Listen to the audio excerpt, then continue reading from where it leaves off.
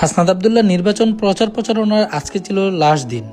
এই শেষ দিনে হাসনাত আবদুল্লাহ একটি ইতিহাস করে তুললেন এবং তার নেতাকর্মীদের কাছে অনেক কৃতজ্ঞ এবং তাদেরকে অনেক ধন্যবাদ জানায় এবং তাদেরকে জড়িয়ে ধরে সে অনেক কান্নাকাটি করে।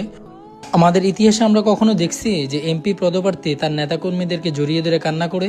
এটা কিন্তু দেবিদ্যার ইতিহাস হয়ে থাকলো এবং সারা বাংলাদেশের নেতাকর্মীদের জন্য একটি নতুন ইতিহাস। হাসনাত আবদুল্লাহ কৃতজ্ঞতা জানাতে একটুও বললেন না।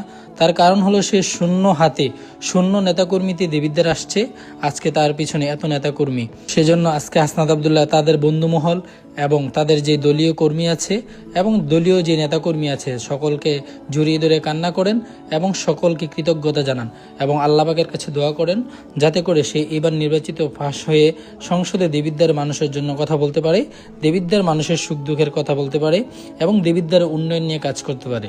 আমরা দেবিদ্বারের মানুষ যদি এই রত্নকে হারাই তাহলে আমাদের কিন্তু নিজেদের পায়ে নিজেরা কুড়াল মারার মতন হবে। এই জন্য আমি সকলের কাছে একটা বিষয় অনুরোধ করতে চাই, সেটা হলো আগামী 12 তারিখ আমরা শাপলাকলি মার্কায় ভোট দেব এবং গণভোটে হায় সম্মতি জানাবো।